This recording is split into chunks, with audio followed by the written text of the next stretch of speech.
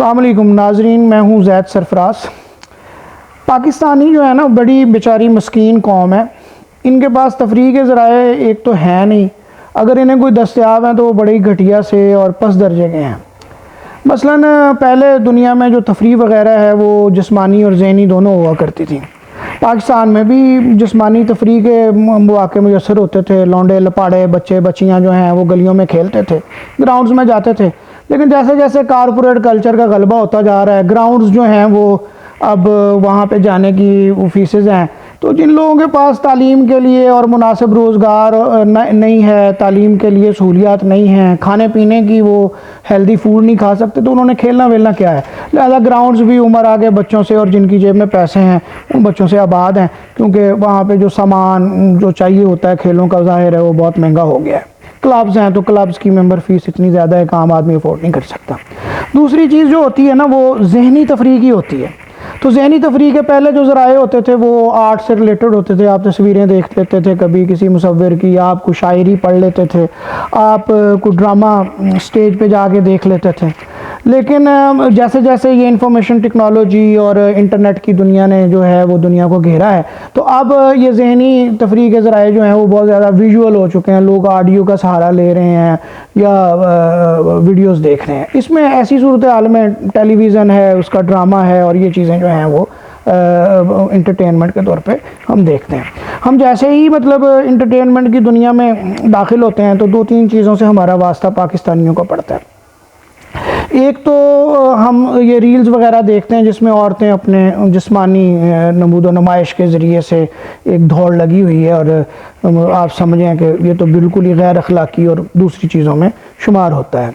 दूसरी चीज़ है एक पस दर्जे का मिज़ाह है, कि वो मिज़ाज जो मतलब ग्रैंड हो के यानी ऐसी पंच लाइन्स, ऐसी जुगतें, वो कोई 15-20 चेहरे हैं जो टीवी पे बैठे हुए हैं सियासत के नाम पे या मज़ाहिया टॉक शोज़ लगाए हुए हैं, उन्होंने वही जुगतें, वही मतलब उसके अंदर भी कोई तख्लीकियत या खलाकियत हमें नज़र नहीं आती।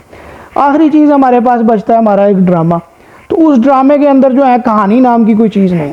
पहले होते थे ड्रामे, पीटीवी के ड्रामे थे, या कुछ अर्सा तक जब शुरू हुआ है ये अपना पब्लिक सेक्टर के अंदर मीडिया जब स्टार्ट हुआ है, तो ड्रामे के अंदर कहानी होती थी।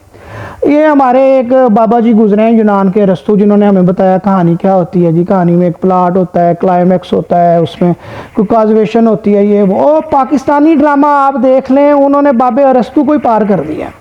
अरस्तू नाम के जो बाबा जी हैं वो परेशान है यार कि, और उसको पढ़ने वाले परेशान है अरस्तू की क्रिटिक को, कि ये पाकिस्तानी ड्रामे पे जब हम इसको अप्लाई करते हैं ना उसका सर होता है ना पैर होता है। मतलब करैक्टर बिल्डिंग जो है किसी भी चीज़ की, वो ज़रूरी नहीं है कि कोई एक नौजवान लड़का और लड़की हो। आप किसी बूढ़े को भी बना सकते हैं, उधेड़ उम्र के आदमी को बना सकते हैं। हर उम्र के आदमी के लिए ड्रामा बनना चाहिए। लेकिन बदकिस्मती से हमारे यहाँ ड्रामा जो है वो इस तरह, मतलब वो लव ट्रायंगल और इस तरह की सूरत हाल में फंसा हुआ है, जिसमें ना कहानी है, बस वो दो लोग हैं और उन दोनों को बस चौंचले मोचले उनके चल रहे हैं, ठीक है ना। कोई मतलब सस्ते से सेट हैं, बाहर जाने से ये लोग डरते हैं। जो सीन की रिक्वायरमेंट है उस पर क्योंकि पैसा लगता है, पैसा है नहीं, पैसा कमाना ज़्यादा है लगाना कम है, तो वो कुछ भी नहीं। फिर ये होता था कि पहले जो होता था ड्रामा जब बनता था टीवी का, तो उसके डिपार्टमेंट्स होते थे। प्रोड्यूसर अलग होता था भाई, और राइटर अलग होता था, एक्टर्स अलग होते थे। अब तो ऐसा छान बुरा है कि ना, वो कहता नहीं लिखूंगा भी मैं ही, प्रोड्यूस भी मैं ही करूंगा, एक्ट भी मैं ही कर रहा हूँ। ऐसे कैसे हो सकता है?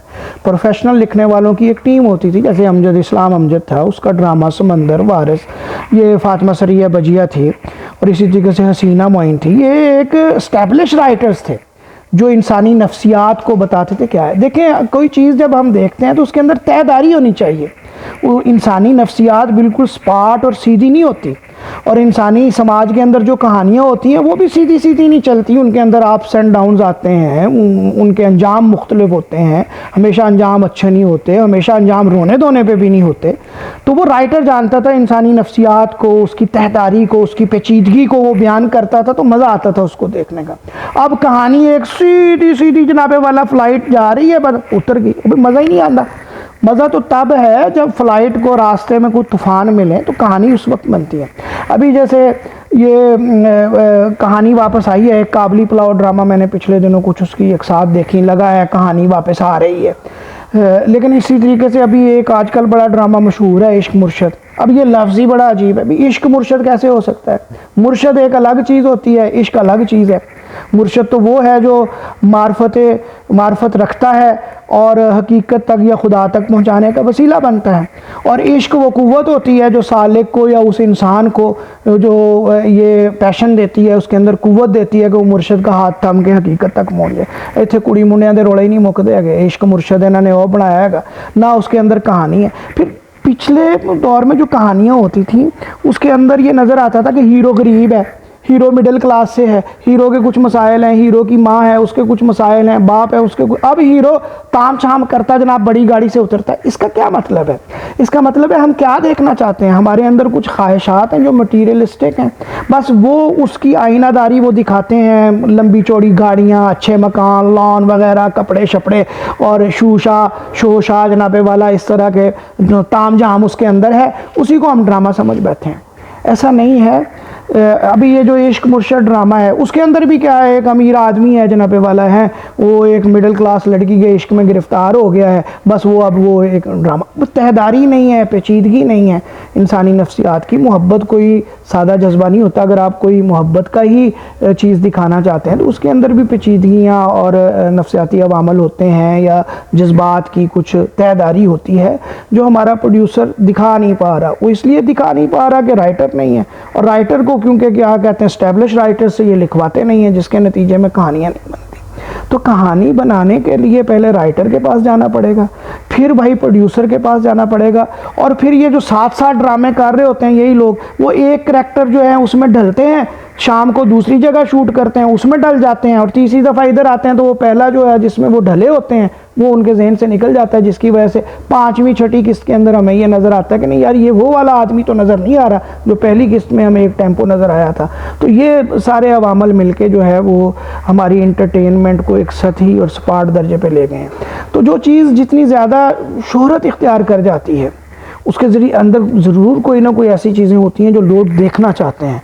अब सवाल ये है कि लोग सिर्फ़ ये घटिया चीज़ें देखने की तरफ आदी हो गए हैं।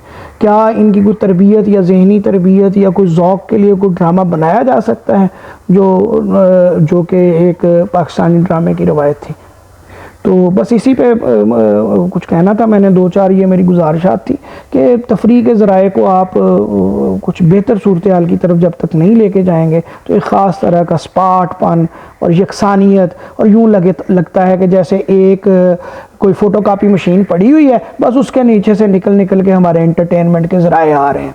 कोई उसके अंदर जो है आपको वो तनव्वु नज़र नहीं आता, कोई आपको डायमेंशंस नज़र नहीं आती, बस कॉपी पे कॉपी चल रही है।